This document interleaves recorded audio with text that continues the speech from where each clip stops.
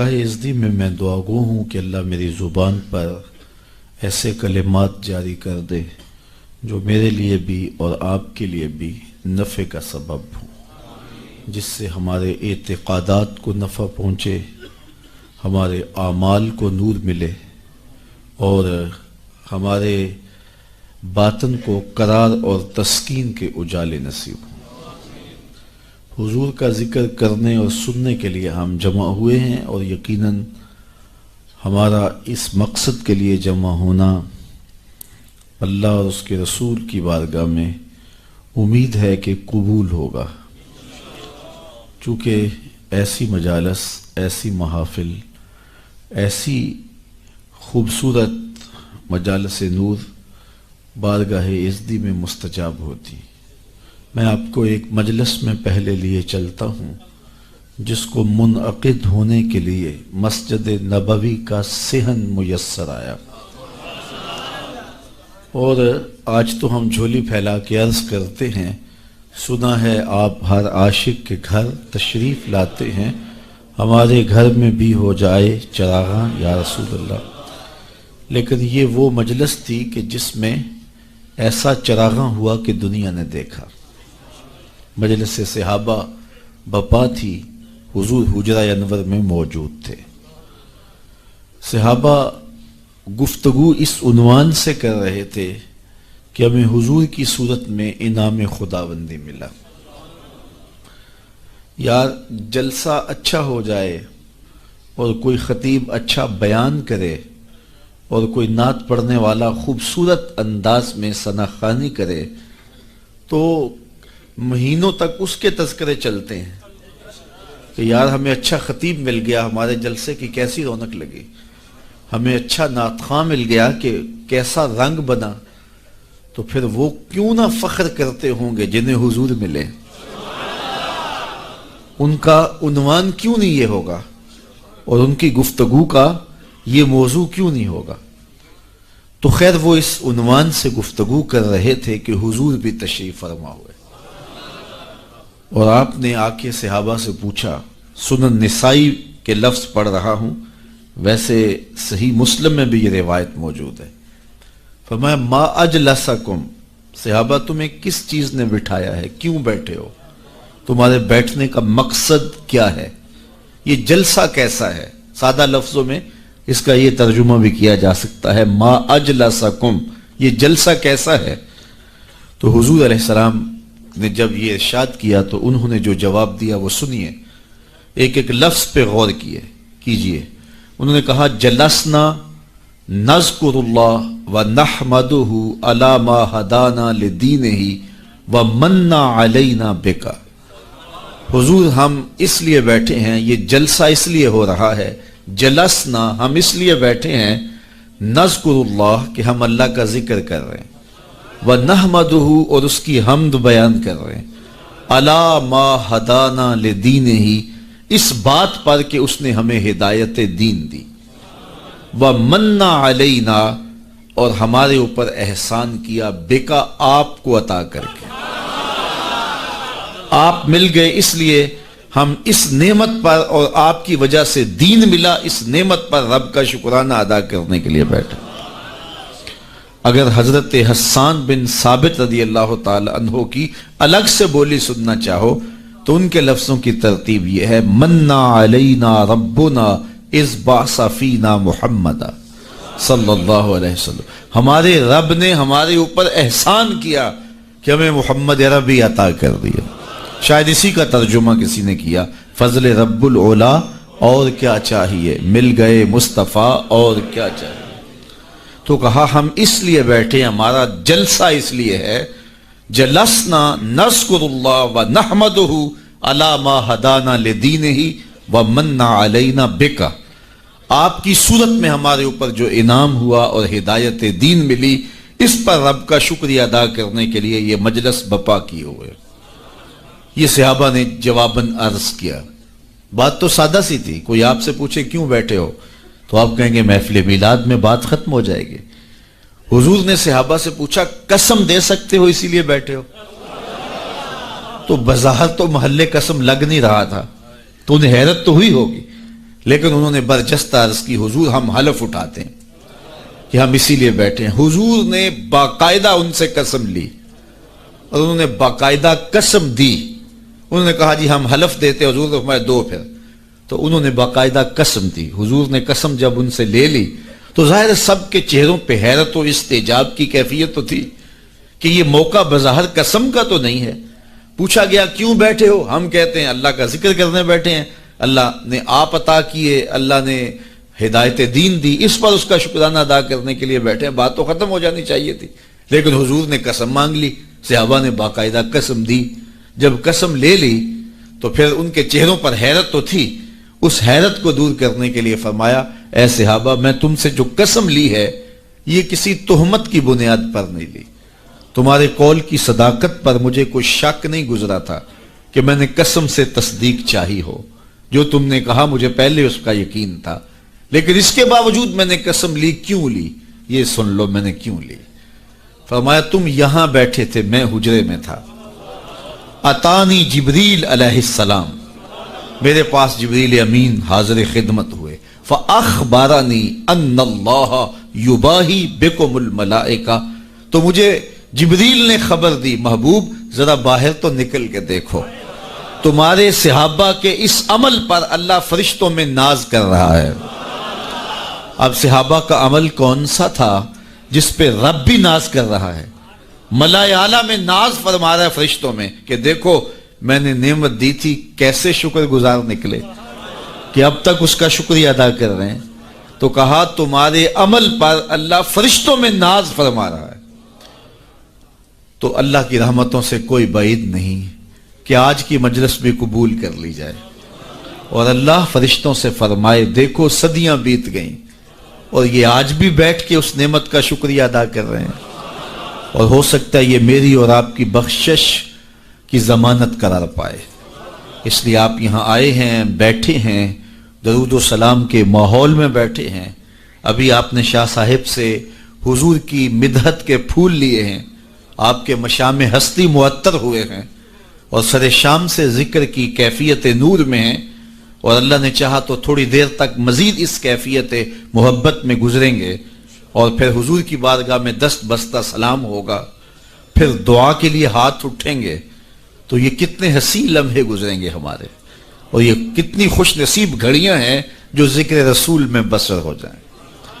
تو خوش نصیبی ہے میری اور آپ کی کہ آج ہم محفل میلاد میں بیٹھے اور حضور کی صورت میں اللہ نے جو اس پر شکریہ ادا کرنے کے لیے بیٹھے.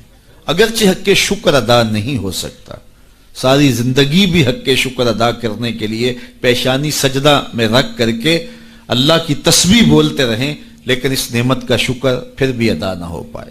اتنا بڑا کرم حضور کی صورت میں ہمیں نصیب ہوا ہے. میں نے کتب میں پڑھا ہے 12 نبیوں نے آرزو کی ہے حضور کی امت میں ہونے کی.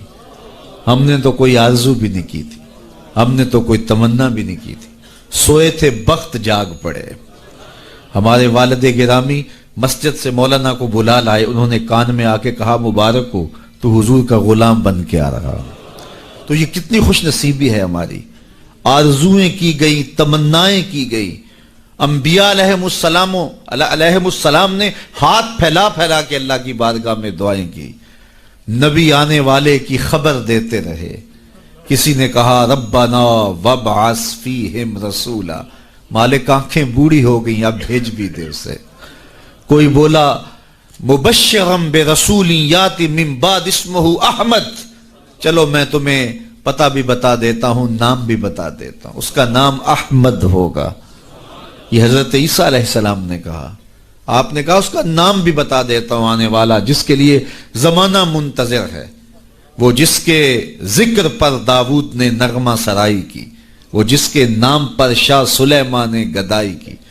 دل یحییٰ میں رہ گئے ارماں جس کی زیارت کے, لب عیسیٰ پہ آئے واز جس کی شان رحمت کے, جو بن کے روشنی پھر دیدائے یعقوب میں آیا, جسے یوسف نے اپنے حسن کی نئے رنگ میں پایا.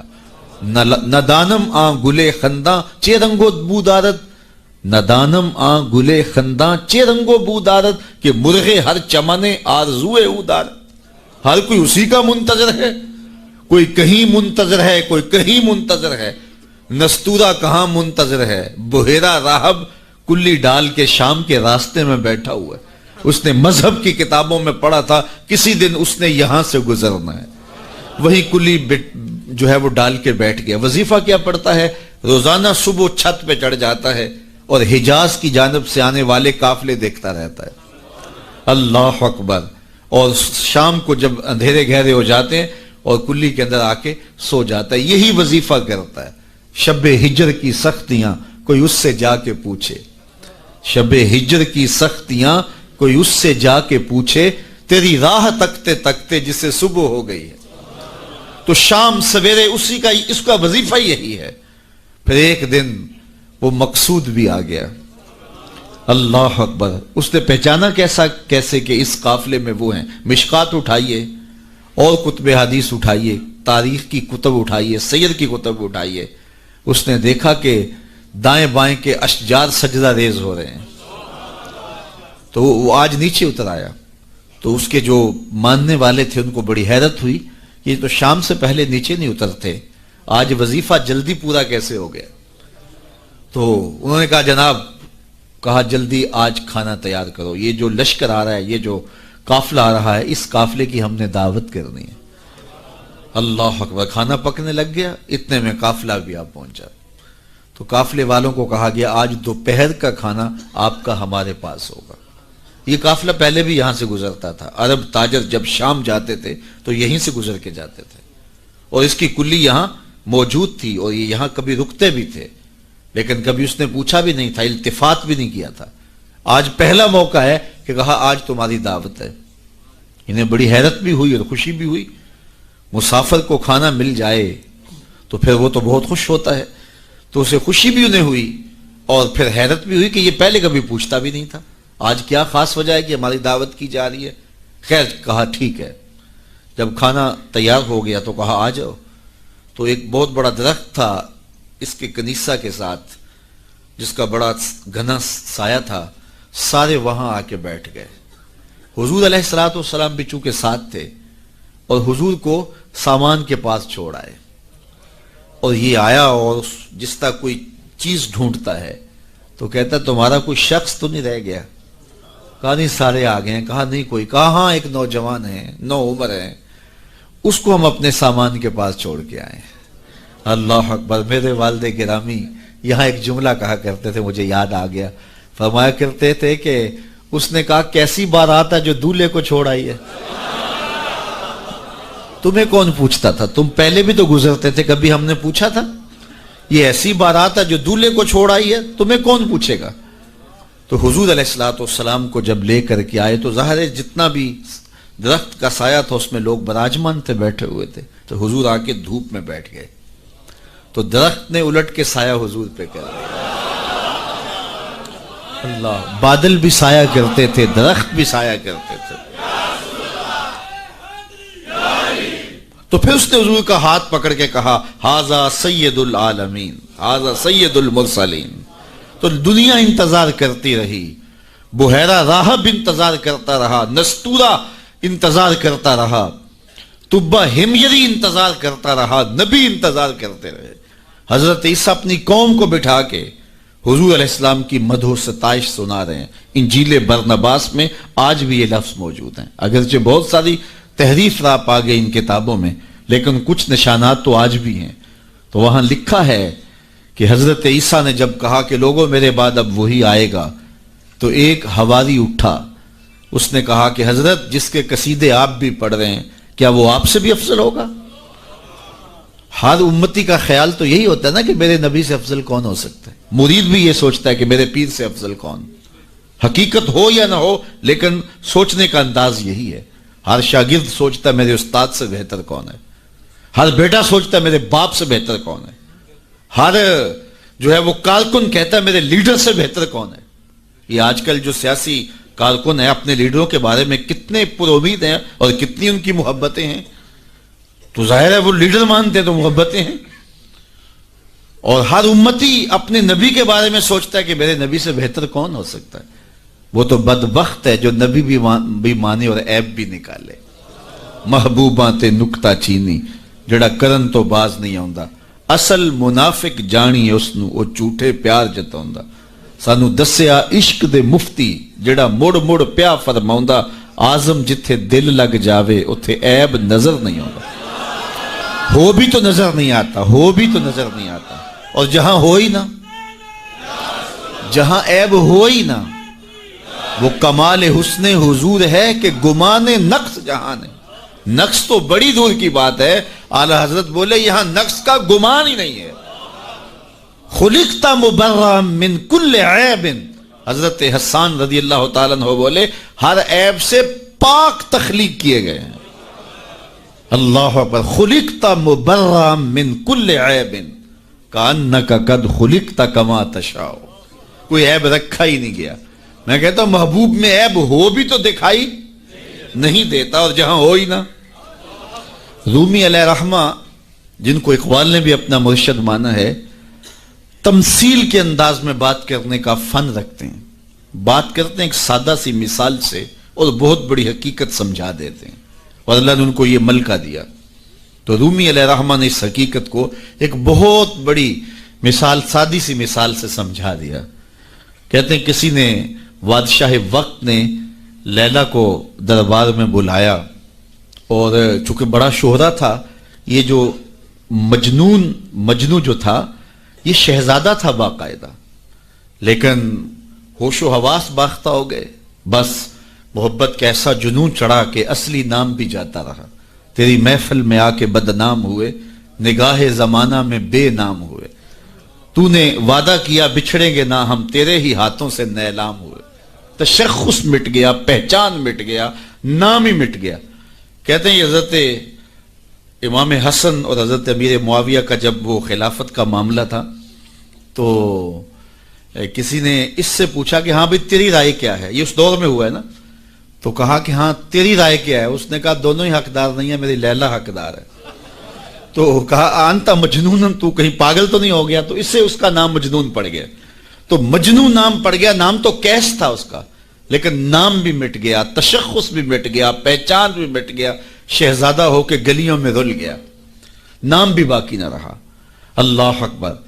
تو خیر بڑی دہائی تھی، تو خلیفہ وقت نے دربار میں لیلا کو بلا لیا کہ تیرے حسن میں کون سا جادو ہے کہ تو نے ایک شہزادے کو حواس باختہ کر دیا، اس کو اپنی ہوش بھی نہیں رہی ہے، مجھے تو تیرے میں کوئی خوبی نظر نہیں آ رہی۔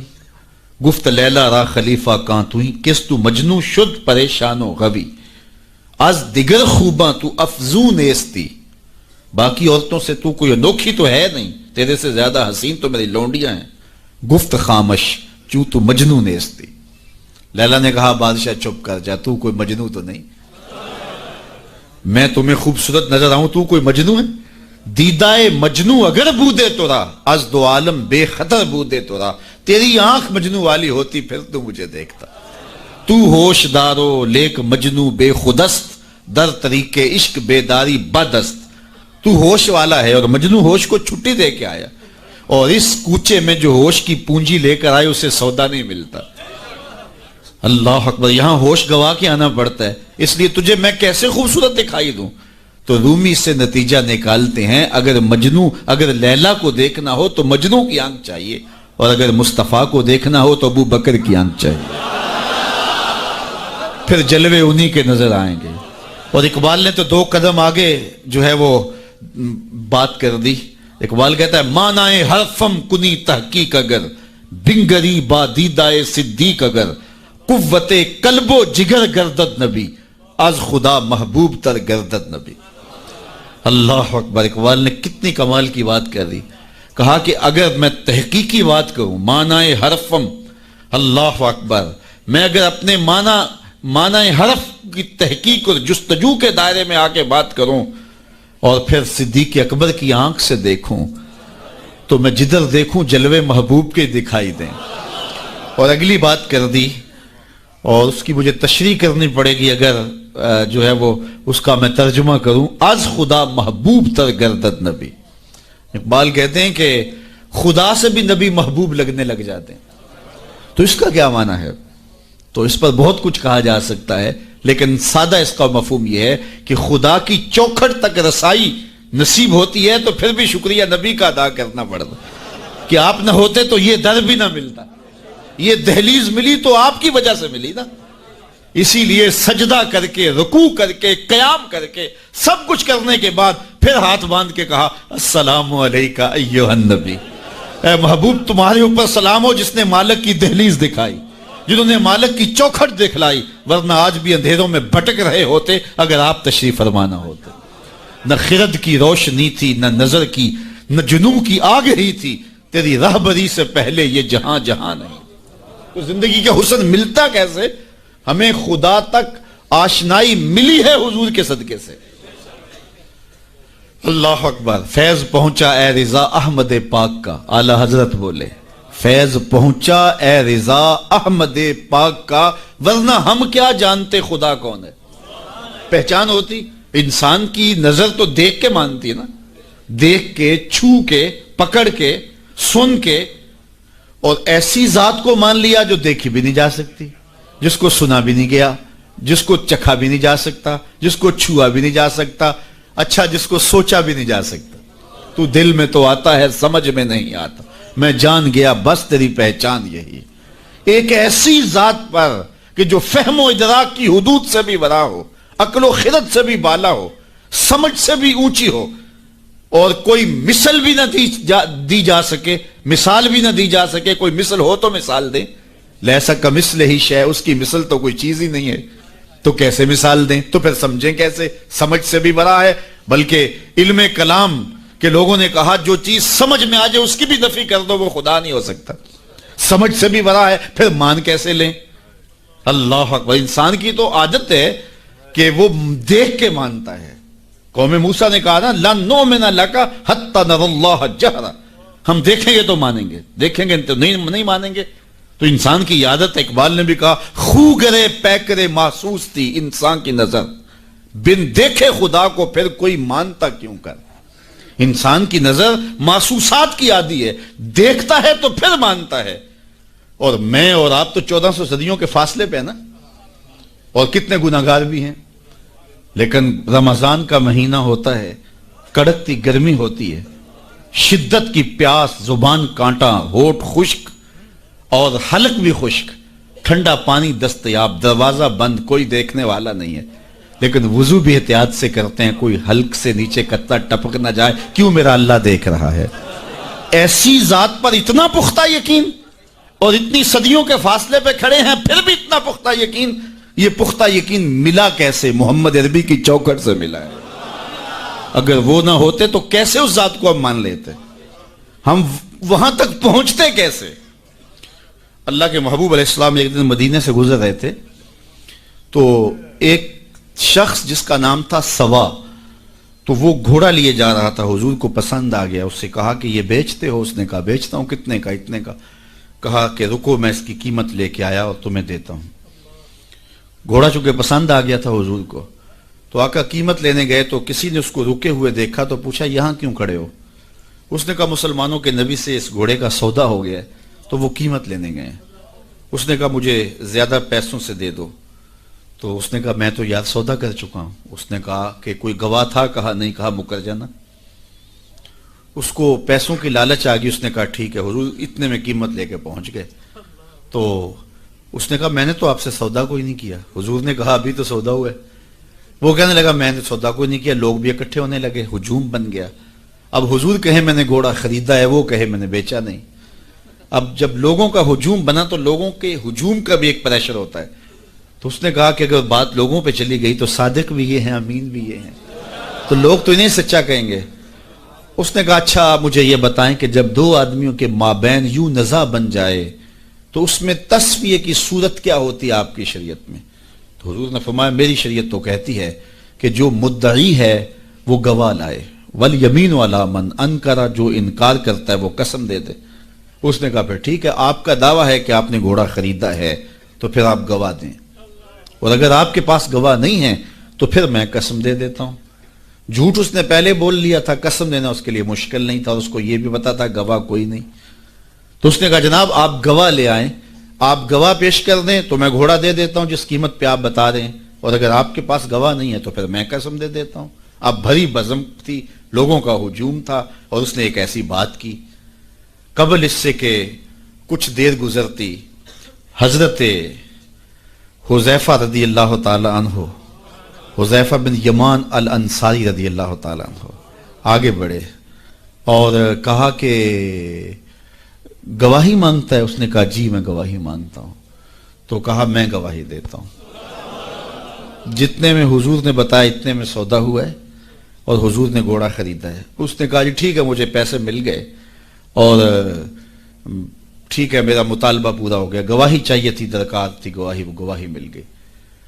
تو اس نے گھوڑا دے دیا اور قیمت اس نے لے لی۔ قیمت اس نے اپنی مرضی کی گھوڑے کے مطابق ہی لی تھی، وہ تو زیادہ پیسوں کے لالچ میں مکرا تھا۔ تو خیر اس کو راستہ نکلنے کا مل گیا، تو اس نے کہا جی ٹھیک ہے جی، گھوڑا اس نے حضور کو دے دیا اور قیمت اس نے خود لے لی۔ تو حضور علیہ الصلوۃ والسلام جب چلنے لگے، لوگ ہٹنے لگے، تو حضور نے حضرت حذیفہ رضی اللہ تعالیٰ عنہ کو اشارے سے قریب کیا اور کہا کہ تم نے گواہی دی، تم تو موقع پہ موجود ہی نہیں تھے، تو تم نے گواہی کیسے دی؟ تو حضرت حذیفہ رضی اللہ تعالیٰ عنہ نے کہا حضور گھوڑا کیا ہے، آپ کے کہنے پہ تو ہم نے رب کی گواہی دے دی، ہم نے رب کو دیکھا تھا، آپ نے کہا نہ ہے تو ہم نے مان لیا، تو یہ گھوڑا کیا ہوتا ہے؟ تو حضور نے آپ حضرت حذیفہ کا ہاتھ پکڑ کے فضا میں بلند کیا اور لوگوں کو کہا جانے والوں رک جاؤ۔ لوگ ٹھہر گئے، کہا کسی عدالت کو کچہری میں گواہ کی ضرورت ہو تو میری شریعت 2 گواہ مانگتی ہے، لیکن جہاں میرا خزیمہ ہوگا، ہاں حذیفہ نہیں، خزیمہ بن ثابت انصاری رضی اللہ عنہ، جہاں میرا خزیمہ ہوگا وہاں ایک ہی گواہی 2 کے قائم مقام ہوگا۔ فیض پہنچا اے رضا احمد پاک کا، ورنہ ہم کیا جانتے خدا کون ہے۔ میں اگر خدا سے ملنا چاہوں تو مجھے بتاؤ نہ کہ میں کدھر جاؤں، شرق کو جاؤں، غرب کو جاؤں، شمال کو جاؤں، جنوب کو جاؤں، نیچے سوراخ کروں، اوپر سیڑھی لگاؤں، کدھر جاؤں؟ میں آپ سے ملنا چاہتا ہوں تو میں شرق کی جانب سفر کروں گا، آپ مجھ سے ملنا چاہتے ہیں تو غرب کی جانب دوڑیں گے، لیکن میں خدا سے ملنا چاہتا ہوں، وہ تو جہتوں سے پاک ہے، وہ تو سمتوں سے پاک ہے، تو اس کو ملنا چاہوں تو بتاؤ کدھر جاؤں؟ اللہ اکبر۔ آئیے ذرا قرآن کا اسلوب دیکھیے، وَإِذَا سَأَلَكَ عِبَادِي أَنِّي فَإِنِّي قَرِيبٌ۔ حبیب میرے بندے تیرے پاس آ کے میرا پوچھتے ہیں، بندے میرے ہیں، مجھے ڈھونڈتے ڈھونڈتے تیرے پاس آ گئے اور تیرے پاس آ کے پھر میرا پوچھنے لگے۔ فَإِنِّي قَرِيبٌ، ان آنے والوں کو بتلا دیجئے کہ میں دور نہیں ہوں، نیڑے ہی ہوں۔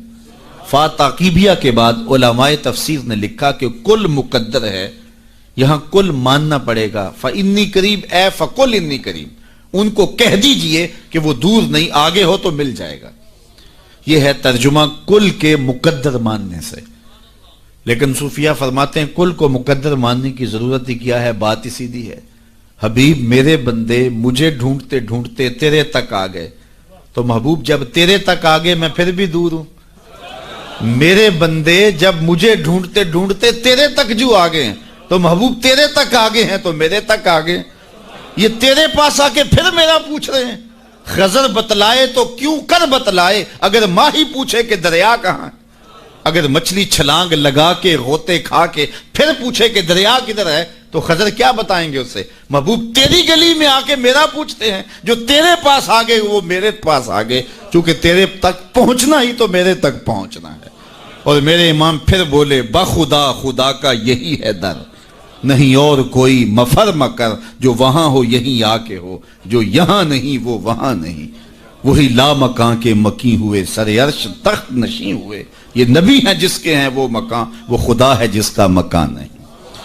تو کہا اگر خدا تک پہنچنا ہے تو مصطفیٰ تک جانا ہوگا، بس یہی راستہ خدا تک پہنچتا ہے۔ اللہ اکبر۔ تو حضرت عیسیٰ علیہ السلام نے فرمایا لوگوں میں جا رہا ہوں اور میرے بعد اب وہی آئے گا جس کا نام احمد ہوگا۔ تو ایک حواری اٹھ کے کھڑا ہو گیا اور کہنے لگا کہ حضرت جس کے قصیدے آپ بھی پڑھ رہے ہیں کیا وہ آپ سے بھی افضل ہوگا؟ تو سنو حضرت عیسیٰ نے کیا جواب دیا، آپ کے سینے میں ٹھنڈ پڑ جائے گی۔ ویسے تھوڑی سی تقریر میں اور کروں گا لیکن میں یہی بھی چھوڑ دوں تو آپ ناراض نہیں ہوں گے، اس لیے کہ بات اتنی ہے کہ پورا سال آپ پر نشہ طاری رہے گا۔ اللہ اکبر۔ کہا حضرت جس کے قصیدے آپ بھی پڑھ رہے ہیں کیا آپ سے بھی افضل ہوگا؟ تو تو سنو حضرت عیسیٰ نے کیا جواب دیا. انجیل برنباس میں آج بھی یہ لفظ موجود ہیں. تو حضرت عیسیٰ علیہ السلام نے کہا افضل ہونے کی بات کرتے ہو، وہ تو اتنی عظمتوں کا حامل ہے، اگر اس کے نالین کے تسمے کھولنے کی سعادت ابن مریم کو مل جائے تو یہ بھی مقدر کی بات ہے، یہ بھی بخت کی بات ہے کہ ان کے نالین کے تسمے کھولنے کی سعادت مل جائے. تو دنیا منتظر رہی، زمانہ انتظار کرتا رہا. تو لوگ کہاں کہاں منتظر رہے، ہم نے کوئی انتظار نہیں کیا. آنکھ کھلی تھی تو مسجد کے سپیکروں سے آواز آ رہی تھی مصطفیٰ جان رحمت پہ لاکھوں سلام. ہم اذان جب ہم نے آنکھ کھولی تو صدائیں مل رہی تھی کہ نبی جی اللہ اللہ اللہ ہو. تو ہم کتنے خوش نصیب ہیں، کتنے بخت والے ہیں کہ ہمیں آغوش مادر میں حضور کا نام مل گیا، کوئی انتظار ہی نہیں کرا. اقبال کتنے فخر سے کہا کرتے تھے نام تو از پدر آموختم. حضور آپ کا نام میں نے اپنے باپ سے سنا تھا، آپ کا نام میں نے اپنے باپ سے سنا تھا، آپ کے درود کی لوری اپنی ماں سے سنی تھی، اپنی بہن سے حضور کا پیار سنا. تو یہ ہمیں میسر آیا. خوش نصیب ہیں ہم لوگ کہ ہمیں یہ دور ملا. ہاں ایک ہمیں افسوس ہوتا ہے کہ کبھی حضور کے دور میں ہوتے، وہ لمحے میسر آتے، لیکن میرے آقا جانتے تھے میرے امتی بعد میں تڑپیں گے. حضور نے جو ہے وہ ہمیں آنے والوں کو تسلی دیتے ہوئے اتنی خوبصورت بات کی. ایک دن صحابہ بیٹھے تھے، فرمایا طوبی لمن رآنی وآمن بی وطوبی سبع مرات من لم یرانی وآمن بی. فرمایا صحابہ تمہیں مبارک ہو، تم نے مجھے دیکھا اور میرے اوپر ایمان لائے. اور فرمایا انہیں 7 مبارکیں ہوں جنہوں نے نہیں دیکھا ہوگا پھر بھی ایمان لائیں گے. نفس ایمان کی حضور نے 7 مبارکیں دی ہیں. طوبی لمن رآنی وآمن بی وطوبی سبع مرات من لم یرانی وآمن بی. تو کہا انہیں 7 مبارکیں ہوں جنہوں نے دیکھا بھی نہیں پھر بھی نام پہ تڑپ رہے ہوں گے. اللہ اکبر، نام سن کے جان مارنے کے لیے تیار ہوں گے. حضور کا نام آتا ہے آنکھوں میں آنسو آ جاتے ہیں، دل تڑپتا ہے. کیا کیفیات باطن ہوتی ہیں. تو یار یہ کوئی چھوٹی دولت ہے؟ حضور کا نام سن کے یہ کیفیت نصیب ہو جائے، یہ ان کے پیار کی علامت ہے. پیار ہوتا ہے تو آنکھوں میں آنسو آتے ہیں، اور جہاں آنسو ہوتے ہیں وہاں رحمتیں ہوتی ہیں. علامہ رومی فرماتے ہیں جہاں پانی چلتا ہے وہاں سبزہ اگتا ہے، اور جہاں آنسو بہتے ہیں وہاں رحمت اترتی ہے. تو یہ ان کے پیار کے آنسو ہے، یہ ان کی محبت کے آنسو ہے. بلکہ امام غزالی نے غالباً لکھا ہے کہ حضور کے پیار میں، اللہ کی خشیت میں جو آنسو آئیں تو ان کو صاف نہ کرو بلکہ ان کو رخساروں پہ مل لیا کرو. یہ تو خوش نصیب آنسو ہیں جو حضور کی یاد میں بہے ہیں، جو حضور علیہ السلام کے ذکر میں بہے ہیں. تو یہ میری اور آپ کی خوش بختی. اور اگر وہ نہ آتے تو ہم آج بھی اندھیروں میں ہوتے، ظلمتوں میں ٹھوکریں کھا رہے ہوتے اگر حضور تشریف نہ لاتے. خدا شناسی تو بڑی دور کی بات ہے، ہم خود شناس بھی نہ ہوتے اگر حضور نہ آتے. ہمیں اپنے آپ سے آگہی نہ ملتی، اپنی ذات سے شناسائی نہ ملتی اگر حضور نہ آتے. ورنہ دیکھیے کہ آج کتنے لوگ عقل و بینش، فہم و ادراک میں کتنے آگے ہیں، لیکن کیا انہیں حضور کا در نہیں ملا تو کیا وہ آج آشنائی رب سے اور آشنائی ذات سے مالا مال ہیں؟ کتنے لوگ ہیں پی ایچ ڈی ڈاکٹر ہیں لیکن بتوں کے آگے ہاتھ جوڑے اپنی حاجتیں ان کے سامنے پیش کر رہے ہیں. ان کی عقل و فہم، ان کی عقل و بینش، ان کی ڈگریاں انہیں نہیں بتا رہی کہ اپنے بدن پہ بیٹھی مکھی بھی نہ اڑا سکیں میری ضروریات کے کفیل کیسے ہو سکتے ہیں، لیکن آگے کھڑے ہوئے ہیں. اللہ اکبر. لیکن دوسری جانب میں ایک مثال دیا کرتا ہوں. میں ایک بچپن میں ایک چیز دیکھی کہ ہماری مسجد میں ایک بچہ اپنے پینچے کو مل مل کے دھو رہا تھا. تو میں نے دودھ سے جھڑکنے کے لہجے میں اسے کہا کہ تم نے اتنا زیادہ پانی کھولا ہوا ہے. تو وہ کہنے لگا جی میں گلی سے گزر رہا تھا تو کسی جانور کے پیشاب کا چینٹا پڑ گیا اور میں سکول جا رہا ہوں. اور وہ کوئی درس نظامی کا فارغ تحصیل نہیں تھا کہ اس نے نجاست غلیظہ و خفیفہ کے احکام پڑھے ہوں. تو اس سے میں سوچنے لگا کہ اس ڈاکٹر کو تو سمجھ نہیں آئی جو گائے کا پیشاب تبرک سمجھ کے پی رہا ہے، اور اس 8 سال کے پرائمری کلاس کے بچے کو سمجھ آ گئی اور یہ پانچے کے اوپر پڑے ہوئے پیشاب کے غیر مری چھینٹے کو بھی گوارا نہیں کر رہا. تو میں نے کہا اس کی طبیعت میں یہ تقدس کہاں سے آ گیا؟ تو اندر سے آواز آئی وہ ہے ڈاکٹر لیکن اس کے ہاتھ میں دامن میرے حضور کا نہیں، اور یہ ہے بچہ لیکن ماں نے گٹی میں پیار حضور کا دیا ہے، اس لیے تقدس اس کی روح تک اتر گیا ہے، اس کے باطن میں اتر گیا ہے. تو یہ ان کے صدقے سے ہمیں زندگی کا نور نصیب ہوا ہے، ورنہ آج بھی ہم اندھیرے اور ظلمت میں ہوتے، اور آج بھی ہم کسی بت کے آگے ہاتھ جوڑے کھڑے ہوتے اگر ان کا در نہ ملتا، ان کی چوکھٹ نہ ملتی، اور ان کی دہلیز میسر نہ آتی. نہ خرد کی روشنی تھی، نہ جنوں کی آگہی تھی، تیری رہبری سے پہلے یہ جہاں جہاں نہیں تھا. اور آج زندگی کا سارا نور اور باطن کے سارے اجالے اور شعور و عقل اور فہم و ادراک کی ساری دولتیں جو ہمیں میسر ہیں، یہ حضور علیہ السلام کی ولادت کے صدقے سے ہمیں میسر آئی ہیں. ورنہ وحشیوں سے بدتر معاشرہ تھا، اور بدترین معاشرہ تھا جس میں زندگی انسانیت کاٹ رہی تھی. بلکہ میں کہوں گا کہ صرف حضور علیہ السلام کی آمد کے فوائد مرتب صرف مسلمانوں پہ نہیں ہوئے، مومنوں پر احسان تو ہے ہی ہے کہ ان کی دنیا بھی اور آخرت بھی سنور گئی، باقی بھی پوری کائنات کے اوپر بسنے والے انسانوں کو جہاں کہیں بھی آپ کو شعور اور روشنی اور اجالا نظر آئے گا، وہ سارا صدقہ ہے آمنہ کے جگمگاتے چاند کا. جہاں بھی روشنی نظر آئے گی آپ کو، جہاں بھی کسی نے کچھ سیکھا ہے. آج ہم اگرچہ کچھ معاملات میں کچھ قوموں سے پیچھے رہ گئے اور وہ بہت آگے جا چکے ہیں، لیکن انہوں نے یہ نور اٹھایا کہاں سے ہے، یہ روشنی لی کہاں سے ہے؟ اگر معاشرتوں کی روشنیاں ہیں، اگر عدل و انصاف کے نور پھیلے ہیں معاشرے میں اور مختلف قوموں کے اندر، تو وہ سارے کے سارے اسی دہلیز سے لیے گئے ہیں اور اسی چوکھٹ سے اٹھائے گئے ہیں. تو ہمیں بھی اسی دہلیز پہ آ جانا چاہیے اور اپنی زندگی کو حضور علیہ السلام کے طریقہ کے نور کے مطابق ڈھال لینا چاہیے. ہمیں تو کسی اور در پہ جانے کی ضرورت نہیں ہے، ہمیں تو کسی دہلیز پہ ماتھا ٹیکنے کی ضرورت نہیں ہے. ہمیں تو مکمل اسوہ اور مکمل نمونہ زندگی دیا گیا حضور کی ذات کی صورت کے اندر. اس لیے ہم اپنی گھریلو زندگی سے لے کر کے اپنے سیاسی امور تک اسی دہلیز سے لے کر کے اپنی زندگی کو جنت بنا سکتے ہیں اور اپنی آخرت بھی بہتر کر سکتے ہیں. دوسرے لوگوں نے حضور علیہ السلام کے اصول و ضوابط، حضور کے دیے ہوئے جو ہے وہ نظام زندگی سے روشنی لے کر کے اپنی دنیاوی زندگی کو تو جنت بنا لیا، لیکن حضور علیہ السلام سے باطنی تعلق قائم نہ کر سکے اور اپنی آخرت جو ہے وہ روشن نہ کر سکے.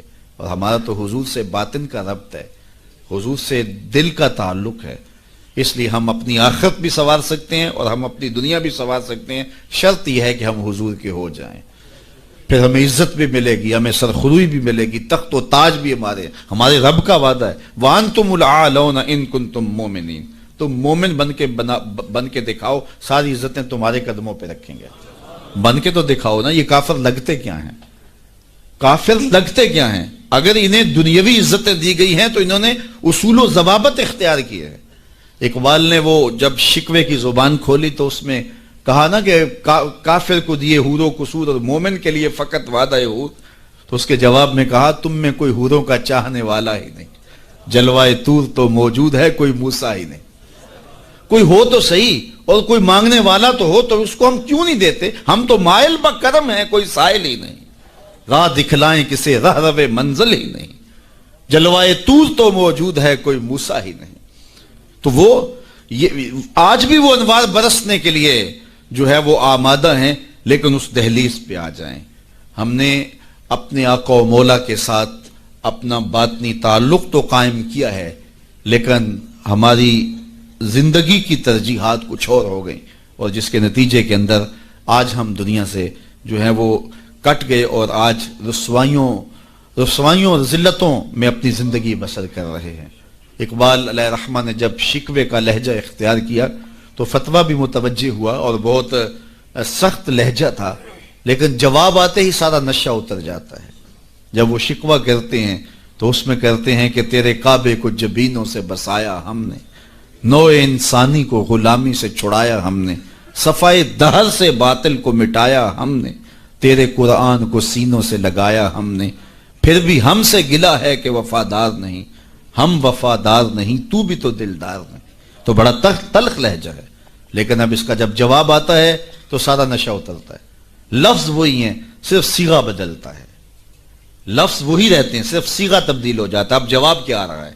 پہلے تو یہ تھا کہ صفائے دہر سے باطل کو مٹایا ہم نے، نوع انسانی کو غلامی سے چھڑایا ہم نے. اب ادھر سے آواز آ رہی ہے، صفائے دہر سے باطل کو مٹایا کس نے، نوع انسانی کو غلامی سے چھڑایا کس نے، میرے کعبے کو جبینوں سے بسایا کس نے، میرے قرآن کو سینوں سے لگایا کس نے، تھے تو آبا وہ تمہارے ہی مگر تم کیا ہو، ہاتھ پہ ہاتھ دھرے منتظر فردا ہو، ہر کوئی مستے مئے ذوق تن آسانی ہے، تم مسلمان ہو یہ انداز مسلمانی ہے، حیدری فقر ہے نئے دولت عثمانی ہے، تم کو اسلاف سے کیا نسبت روحانی ہے، وہ معزز تھے زمانے میں مسلمان ہو کر، تم خار ہوئے تارک قرآن ہو کر۔ ہماری پستی، ہماری ذلت، ہماری رسوائی اس نظام زندگی کو چھوڑ دینے سے ہے۔ ہم اپنے آپ پہ غور کریں، اپنی زندگی پہ غور کریں، ہم کہاں کھڑے ہوئے ہیں۔ یہ بات تو ہمیں کہی گئی تھی نا کہ جو الطہور نصف الایمان، صفائی آدھا ایمان ہے، لیکن یہ ان لوگوں نے اپنا لیا کہ جن کے مذہب میں نہانا اور غسل کرنا روا نہیں تھا۔ آپ جو ہے وہ فرانس کی خوشبوئیں پوری دنیا کے اوپر مشہور جانتے ہیں، کبھی اس کا پس منظر بھی جو ہے وہ معلوم کیا کہ کیا ہے، کیونکہ یہ غسل نہیں کرتے تھے اور بدن سے اتنی بدبوئیں اٹھتی تھی کہ ان پر جو ہے خوشبو اس پر غالب کرنے کے لیے طرح طرح کی خوشبوئیں یہاں آئیں تاکہ جو ہے وہ بدبو سے لوگ ناک پہ جو لوگ ملنے آتے وہ ناک پہ ہاتھ رکھ لیتے۔ ان کے بادشاہوں کے جسموں سے بدبو آیا کرتی تھی، ان کے ہاں نہانا نہیں تھا۔ یہ تو مسلمانوں نے آ کے سکھایا، اور جب اندلس انہوں نے فتح کیا تو اس وقت جو وہاں واشروم انہوں نے بنائے تھے مسلمان، سب سے پہلے انہوں نے غالب آ کے ان کو توڑا اور پھر اسی روش میں چلے گئے۔ پھر آہستہ آہستہ انہوں نے سوچا کہ یار دیکھو تو صحیح، اور آج صفائی پسند وہ ہو گئے، آج گلیاں ان کی صاف ہیں، آج بازار ان کے صاف ہیں، آج ملک انہوں نے ایسے بنا کے رکھے ہیں جیسے ایک سگڑ بی بی اپنا گھر سنوار کے رکھتی ہے، اور ہمارے گلی کے اندر ہم کچرا پھینک کے گھر چلے جاتے ہیں۔ میں بعض قد گزرتا ہوں، چونکہ تنگ گلیوں میں بھی جاتا ہوں، بازاروں میں بھی جاتا ہوں، پیدل بھی جاتا ہوں اور سواریوں پہ بھی جاتا ہوں، آپ بھی یہ منظر دیکھتے ہیں کہ 6 فٹ کی گلی ہوتی ہے تو دونوں جانب نالیاں ہو رہی ہوتی ہیں، تو درمیان میں صرف 3 فٹ جگہ ہوتی ہے۔ میاں ایک سائڈ نالی بنا لو، چلو گلی کشادہ ہو جائے، لیکن ادھر والے نہیں مانتے کہ ہماری جانب نالی ہو، وہ کہتے ہیں ادھر نہیں مانتے، چلو فیصلہ کیا کہ دونوں جانب نالیاں ہوں۔ جب قوم کا مزاج یہ ہوگا تو کیا قوم ترقی کرے گی جو اتنی قربانی بھی نہیں دے سکتی؟ تو اب گندگی کے ڈھیر جگہ جگہ پڑے ہوئے ہیں۔ حکومت کو چھوڑیں آپ، حکومت کی ترجیحات، حکومت کی دلچسپیاں، ان کے معاملے، وہ تو جو کرتے ہیں، جو فریضہ ہمارا تھا ہم نے وہ نبھایا، ہم نے اس فریضے کو پورا کیا۔ تو ہم اپنے رویوں پہ غور کریں، ہمارے آقا نے ہمیں کتنا ستھرا دین دیا تھا، کتنا پیارا دین دیا تھا۔ میں نے اس مرتبہ میلاد کے موقع پہ کہا کہ دیکھو ہماری ترجیحات کہ ہم نے پورا، میں گلی سے گزرا تو وہ گلی کے اوپر پورا وہ گوٹا کناری کی ہوئی تھی اور ڈنڈیاں بھی اور چراغاں بھی کیا تھا اور بہت زیادہ پیسے لگے ہوئے ہوں گے، تو نیچے جو ہے وہ گلی تو وہ کچی تھی، تو میں نے کہا اگر یہ اوپر نہ ہوتا، نیچے کنکریٹ کی گلی ان پیسوں سے بن جاتی تو یہ رسول اللہ زیادہ خوش نہ ہوتے اور حضور کی امت کو زیادہ نفع نہ ہوتا اور یہ میلاد کے نام پہ ہو جاتا، لیکن نیچے کچی گلی ہے اور وہ کہتے ہیں یہ حکومت کی ذمہ داری ہے، اور ہم نے اوپر گلی کے اوپر گوٹا کناری بھی کی ہوئی ہے اور اسے چراغاں بھی کیا ہوا ہے اور اس کے اوپر فانوس بھی لٹکائے ہوئے ہیں اور لاکھوں روپے اس گلی کو سجاتے ہوئے ہم نے لگا دیا، لیکن اگر ہم پکی کر لیتے گلی تو وہ زیادہ اچھا نہ تھا کہ وہ ہمیشہ کے لیے جو ہے وہ ایک مسئلہ ختم ہو جاتا، لیکن وہ نہیں کریں گے، یہ کریں گے ہم نے اپنی ترجیحات اپنی مرضی سے مقرر کی ہوئی ہیں۔ تو میرے رسول صلی اللہ علیہ وسلم نے جو ہمیں دین دیا ہے اس دین کو اختیار، اس کا یہ مطلب نہ لیا جائے کہ میں میلاد کے چراغاں کا مخالف ہوں۔ آج کل تو یہ بھی بڑا ڈر لگا رہتا ہے کہ فتوے ایک دم جو ہے وہ متوجہ ہو جاتے ہیں اور کافر سے نیچے تو چھوڑتے ہی نہیں نا، لیکن یہ دکھڑے ہیں ہمارے۔ میں کہتا ہوں گلیاں سجاتے ہو دل ویران نہ رہے، میں کہتا ہوں چراغاں کرتے ہو مکانوں کی چھتوں پہ کرو، میں اس کا انکار نہیں کرتا، لیکن دل کی گلیوں میں اندھیرا نہ رہے۔ اور تم جھنڈیاں لگاتے ہو حضور کے نام کی، ایک ایک پرت پہ، دل کے ایک ایک پرت پہ نام محمد کی جھنڈی بھی لگاؤ۔ اور میں نے الحمدللہ جگہ جگہ میلاد کے موسم میں اس مرتبہ توجہ دلائی کہ آپ اس طرح کریں کہ اپنے محلے کے اندر فہرست بنائیں، اپنی گلی کے اندر فہرست بنائیں۔ اللہ تعالیٰ نے یہ نظام رکھا ہوا ہے۔ غربت کے زمانے کے اندر بھی ایسا ہوتا ہے کہ ایک گلی کے اندر 20 یا 25 گھر ہیں تو 1-2 گھر والوں کو اللہ تعالیٰ نے مال و دولت سے فرازہ جو ہے وہ مالا مال کیا ہوتا ہے، باقی جو ہے وہ پوری گلی کے لوگ غریب ہو سکتے ہیں، لیکن کوئی ایک آدھ آدمی اللہ تعالیٰ وہاں بھی رکھا ہوتا ہے۔ ایک پورا گاؤں ہے، دیہات ہے، اور بڑا غریب دیہات ہے، لیکن وہاں بھی کوئی 5 10 15 ذمہ دار ہوتے ہیں یا کچھ لوگ مالی طور پہ مستحکم ہوتے ہیں. یہ اللہ تعالیٰ نے نظام رکھا ہے. وہ جو 5 10 لوگ ایک بستی میں امیر ہیں، ایک گلی کے اندر 15 یا 20 گھر ہیں تو سارے غربا کے گھر ہیں، تو 2-3 گھر جو ہیں اللہ تعالیٰ نے ان کو نوازا ہوا ہے، تو وہ 2-3 گھر یا اس گاؤں کے اندر جو ہے وہ 10-12 لوگ وہ سوچیں کہ ہمیں سرخاب کے پر لگے ہیں کہ ہمیں دولت زیادہ دی گئی ہے. عقل و فہم کی وجہ سے بھی دولت زیادہ نہیں ہوتی. میاں صاحب فرماتے ہیں بے وقوفاں دے نوکر ویکھے دانش مند سیانے. ایسا بھی ہوتا ہے، یہ اللہ کی تقسیم ہے، وہ جس کو عطا کر دے. تو اب جس کو دولت زیادہ دی گئی ہے وہ سوچے کہ مجھے کیوں زیادہ دی گئی ہے. علماء نے کہا کہ جس کو کوئی زیادہ فراوانی دی گئی ہے اس کا جو ہے وہ مثال کے طور پہ وہ کہتے ہیں کہ جو گائے ہے اور بھینس ہے اس کا دودھ اس کے بچے کی ضرورت سے زیادہ ہوتا ہے تو باقیوں کے لیے بھی حلال قرار دیا گیا کہ وہ نفع پہنچائے. جس کو مال اس کی ضرورت سے زیادہ دیا گیا ہے تو وہ اس مال کے ذریعے اپنے کم از کم رشتہ داروں میں اور اپنے محلے میں اپنی گلی میں کم از کم دیکھے. اور میلاد کے موسم کے اندر وہ غور کرے کہ میری گلی میں 15 گھر ہیں، اس میں کوئی غریب ہے تو آج میلاد کے دن ایسا نہ ہو کہ آج بھی وہ غربت میں دن گزارے. اگر اس کو آپ 1 مہینے کا راشن دے دیتے ہیں اور ساتھ لکھ کے چٹ اس کے اندر ڈال دیتے ہیں میلاد مبارک، اور درود پڑھتا رہے گا اور حضور علیہ الصلوۃ والسلام کا صدقہ کھاتا رہے گا تو کتنا اچھا ہو. تو یہ وہ چیزیں ہیں جس کی طرف ہمیں توجہ کرنی چاہیے. اور میں سمجھتا ہوں کہ حضور علیہ السلام کی محبت سے معاشرے کے دکھ جو ہیں وہ سمیٹے جا سکتے ہیں. آقا کریم علیہ الصلوۃ والسلام نے محبت سے ہی معاشرت کو جو ہے وہ اپنے قریب کیا اور لوگ ایمان کی دولت سے مالا مال ہو گئے. وہ ایک بچہ آیا نا اپنی ماں کے لیے لباس لینے کے لیے، اور پہلے وہ گیا اپنے چچا کے پاس، اس کی ماں بیوہ تھی اور اس کا لباس پھٹ گیا تھا، اور وہ اپنے چچا کے پاس گیا تو اس نے دتکار دیا. اللہ اکبر. فذالک الذی یدعو الیتیم، یدعو الیتیم، یہ قرآن نے بتایا ہے کہ یہ وہ بد نصیب لوگ ہیں جو یتیموں کو دھکے دیا کرتے ہیں. تو وہ ماں نے اس کو روکا تھا بیٹا نہ جانا، تاریخ خیرب پڑھیں. ماں نے کہا تھا بیٹا نہ جانا، لیکن اس نے کہا کہ تیرے بدن کے اوپر جو لباس ہے وہ بھی پھٹ گیا اور جگہ جگہ سے جسم جھلک رہا ہے تو میں اپنے چچا سے آپ کے لیے لباس لے کے آتا ہوں. پھر جو رویہ اس نے اختیار کیا تو واپس روتا ہوا آ رہا تھا تو کسی نے راستے نے پوچھا کہ کیا ماجرا ہوا. اس نے کہا چچا کے پاس گیا تھا ماں کے لیے لباس لینے، اس نے تو لا کے بھیج دیا. اللہ اکبر. تو اس نے کہا کہ جا سین حرم میں محمد نام کا ایک شخص بیٹھا ہوا ہے، اگر تو اپنا دکھڑا اس کے سامنے پیش کرے تو وہ امید ہے تمہیں رد نہیں کریں گے، لیکن سن لے ان کا دین کوئی اور ہے. اللہ اکبر. اپنے ماں کے پاس آیا تو ماں کو کہا کہ چچا نے تو لا کے بھیج دیا لیکن آپ کی حالت مجھ سے دیکھی نہیں جا رہی. بچہ ابھی شعور کی منزلوں میں قدم رکھ رہا تھا، پہلے بہت چھوٹا تھا، اب اس کے اندر ایک جذبات تھے بچے کے اندر. تو ماں نے کہا کہ بیٹا نہیں ان کے پاس نہیں جانا، سنا ہے کہ وہ جو ان سے ملے دین دھرم چھین لیتے ہیں اس کا. اللہ اکبر. تو حضور علیہ الصلوۃ والسلام کے پاس جانے سے ماں روکنے لگی، لیکن بچے نے کہا کہ امی میں پکا رہوں گا، بتوں کا وفادار رہوں گا، تم اس ٹینشن کو، اس پریشانی کو چھوڑ دو.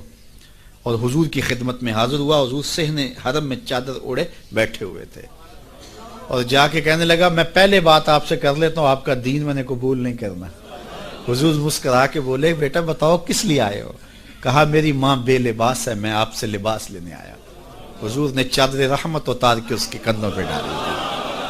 اللہ اکبر. وہ واپس آ گیا اور ماں پر حضور کی چادر اڑائی. اللہ اکبر. اور ماں نے کہا کہ بیٹے اس نے اپنا دین تو نہیں تجھے دیا؟ کہا نہ میں نے پہلے کہہ دیا تھا تیرے دین نہیں مانوں گا. ماں کہنے لگی پتر اس کا دین ماننا چاہیے، یہ جس نے رحمت کی چادر ہمارے سر پہ تان دی. اللہ اکبر. تیری تک کے ادامہ میں مرید ہو گئے. اس بوڑھی عورت کا قصہ بھی آپ نہیں بھول سکتے جو گھر کا سامان باندھ کے اپنے دروازے پہ بیٹھی ہوئی تھی اور اس نے سنا تھا مکے میں ایک جادوگر آیا ہے جسے ملتا ہے اس کا دین چھین لیتا ہے. اس نے سوچا ساری زندگی لات منات حبل عزا ان کے ساتھ وفا کی ہے، یعوق اور نصر کے قصیدے پڑھے ہیں، تو اب آخری زندگی میں کیا میں ود اور سوا کو چھوڑ دوں گی، میں یعوس اور نصر کو چھوڑ دوں گی، میں لات اور منات کو چھوڑ دوں گی. کہا کہ کہیں ایسا نہ ہو کہ کہیں اس سے ملاقات ہو جائے اور وہ دین ہی میرا چھین لے، مجھے شہر چھوڑ دینا چاہیے. گھر کے تھڑے کے اوپر سامان باندھ کے بیٹھی ہے. حضور بھی گزرے اس نے دیکھا تو کہا بھتیجے یہ سامان میرے سر پہ رکھ دے. حضور نے سامان اٹھایا, دیکھا تو بوجھل تھا, وزنی تھا, اور بڑھیا کو دیکھا تو کمزور تھی. تو کہا کہ بڑھیا اگر چاہو تو جہاں چاہتی ہو میں خود نہ چھوڑا. اس نے کہا اس سے بڑی مہربانی کیا ہوگی, میں تو لاولد ہوں, میری تو اولاد نہیں ہے, تو میں شہر چھوڑ کے جا رہی ہوں. راستے میں حضور نے سامان اٹھایا ہوا ہے اور بڑھیا سے باتیں بھی کرتے جا رہے ہیں. تو بڑھیا کو کہا کیوں جا رہی ہے؟ اس نے کہا کہ سنا ہے یہاں ایک جادوگر ہے جو لوگوں کا دھرم لوٹ لیتا ہے, لوگوں کا دین لوٹ لیتا ہے. میں نے ساری زندگی بتوں سے وفا کی ہے, میرے آبا و اجداد نے بتوں سے وفا کی ہے, میں چاہتی ہوں دین اجداد ہاتھ سے چھوٹ نہ جائے. آخر اس شہر میں رہتی ہوں کہیں مل نہ جائے, تو میں چاہتی ہوں کہ میں شہر چھوڑ جاؤں, زندگی کی چند سانسیں باقی ہیں, میں وفا کے ساتھ تو گزاروں. غالب نے کہا تھا نا وفاداری بشرط استواری اصل ایمان ہے, اس پہ اختلاف بھی کیا جا سکتا ہے. مرے کعبے میں تو بت خانے میں گاڑو برہمن کو, وہ کہتا ہے چاہے بت سے وفاداری ہو, وفاداری تو ہو. تو اس نے کہا میں تو وفاداری کرنا چاہتی ہوں اپنے بتوں سے, اور میں شہر چھوڑ کے مکہ جا رہا ہوں. جانتی ہوں ام القریٰ ہے, بستیوں کی ماں ہے. اس شہر کو شہر جمال کہتے ہیں, شہر خوباں ہے, لیکن میں اس شہر کو چھوڑ کے جا رہی ہوں. خیر حضور نے کچھ نہیں کہا, اس کا سامان نہیں پھینک دیا کہ ٹھیک ہے تم پھر جاؤ. سامان اس کا اٹھایا اور جہاں تک اس نے جانا تھا سامان پہنچایا. سامان سپرد کر کے واپس پلٹنے لگے. تو اس نے کہا بچے اپنا نام تو بتا دے, لوگ کہیں گے کہ مکہ چھوڑ آئی ہو تو بتاؤں گی ایک جادوگر کے دکھ سے چھوڑ آئی ہوں. تو وہ کتنا برا بھلا کہیں گے شہر مکہ کو کہ جس مکہ سے لوگ نقل مکانی کرنے پہ مجبور ہو گئے. تو میں انہیں یہ بھی بتاؤں گی کہ جس مکے میں جادوگر رہتا ہے اتنا اچھا نوجوان بھی رہتا ہے, تو تیرا نام لیا کروں گی, تیرے قصیدے پڑھا کروں گے. تو حضور علیہ السلام مسکرا پڑے, کہا بڑھیا جس جادوگر سے بھاگ کے آئی ہے وہ تیرے سامنے کھڑا ہے. اس نے کہا سچ سے آپ ہی محمد ہیں؟ حضور نے فرمایا نام میرا یہی ہے. تو اس نے کہا پھر آپ کا جادو میرے پہ چل گیا ہے. اللہ اکبر, تیری تک کے ادامہ میں مرید ہو گئی. لوگوں کی خدمت کریں, بوڑھوں کے کام آئیں, دکھیوں کے کام آئیں, مصیبت زدہ کے کام آئیں. حضور یتیم ہو کے یتیم پرور تھے, لاچاروں کی مدد کرتے, لوگوں کے گھروں میں پانی بھر کے دے دیتے, اور دکھیوں کے کام آ جاتے اور مصیبت زدوں کے کام آ جاتے. تو حضور سے پیار کرنے والوں, امت میں آپس میں حسد نہ پھیلاؤ, بغض نہ کرو, نفرتوں کے پہاڑ اکٹھے جو کھڑے نہ کرو, ایک دوسرے سے پیار کرو, جڑو, امت وحدہ بنے, اور اپنے ماحول کو, اپنی معاشرت کو ایک خوبصورت معاشرت کا رنگ دو, اور اپنی زندگی کو حضور کے نام کر دو. حضور کی محبت تو انسانوں کو جوڑتی ہے, حضور علیہ السلام کی محبت تو انسانوں کو یکجا کرتی ہے. جس طرح ایک باپ کے بیٹے ہوتے ہیں اور آپس میں پیار کرتے ہیں, اور ان کی سانج باپ ہوتا ہے, ساری امت کی سانج آمنہ کے لال ہیں. تو حضور کی وجہ سے ہم جڑے ہوئے ہیں, حضور کے نام پہ ہم اکٹھے ہوئے ہیں. تو اپنی زندگیوں کے اندر عملی تبدیلی پیدا کریں. آقا کریم کی اسوہ نور کو دیکھیں, کتنا میٹھا اسوہ تھا میرے حضور کا, کتنی میٹھی زندگی گزار کے گئے ہیں, کتنا پیارا دور حضور نے گزارا ہے, اور وہ ہمارے لیے مکمل, اکمل اور خوبصورت نمونہ ہے حضور کی حیات طیبہ. اللہ ہمیں حضور علیہ السلام کی حیات کا نور نصیب کرے, اور زندگی کے جو ایام ہمیں بچے, ہمیں میسر آئے ہیں, ان ایام میں یاد خدا میں ہماری زندگی گزرے. جب ہم ایک دوسرے سے پیار کریں گے, حسد نہیں ہوگا, حقد نہیں ہوگا, بغض نہیں ہوگا, کینے نہیں ہوگے, نفرتیں نہیں ہوں گی, تو پھر زندگی خوشگوار ہوگی. ہم نے اپنی زندگی کو خود جہنم زار بنایا ہوا ہے. ایک دوسرے کے اوپر ہماری بدگمانیاں, ایک دوسرے کے اوپر حسد, بغض اور کینے, اس نے زندگی کو اوکھا کر دیا ہوا ہے. اور سمجھتے یہ ہیں کسی نے جادو کر دیا, کسی نے ٹونا کر دیا, کسی نے سایہ کر دیا, کسی نے تعویذ ڈال دی ہیں. اور میاں کسی نے ڈالا ہوا, ہم نے اپنے اندر تعویذ خود حسد اور بغض کے ڈالے ہوئے ہیں. وہی ہمیں چین نہیں لینے دیتے, ہمیں سکون نہیں آنے دیتے. اور اگر اپنے اندر کو صاف کریں, ستھرا کریں, پاکیزہ کریں, 5 گانا سجدہ ریزی کی عادت ڈالیں, کسی کا برا نہ چاہیں, اللہ کی مخلوق کے لیے رحمت اور راحت کا سامان بن جائیں, تو پھر دیکھنا کہ کوئی تعویذ آپ کے اوپر نہیں ہوگا. کسی بابے کے پاس چوکڑی بڑھنے کی ضرورت بھی نہیں ہوگی, اور گڑولیاں بھرنے کی ضرورت بھی نہیں ہوگی. تمہارا رب اتنا مہربان ہے کہ 70 ماؤں سے زیادہ اپنے بندے سے پیار کرتا ہے. ہر ایک شخص کے ساتھ اس نے ایک محافظ فرشتہ مقرر کیا ہوا ہے جو شیاطین سے حفاظت کرتا ہے بندے کی، تو اس کی تو کرم نوازی ہے۔ زندگی کو اوکھا ہم نے خود اپنے لیے بنایا ہوا ہے، تو زندگی کو سوکھا بنائیں، زندگی کو آسان بنائیں، زندگی کو راحت کدہ بنائیں، جہنم کدہ نہ بنائیں۔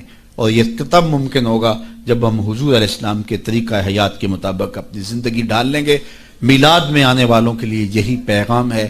اللہ تعالیٰ جل شانہ آپ سب کو دنیا آخرت کی بھلائیاں عطا فرمائے اور ساری زندگی حضور کے ساتھ ہمیں وفا کی توفیق دے۔ بارے دیگر ہم اپنے مرحوم بزرگوں کے لیے دعا گو ہیں کہ اللہ ان کی قبر کو کروڑوں رحمتوں کا اور کروڑوں کرم نوازیوں کا مرکز بنائے۔ وآخر دعوانا ان الحمد للہ رب العالمین۔ کی محمد سے وفا تو نے تو ہم تیرے، یہ جہاں چیز ہے کیا لوح و قلم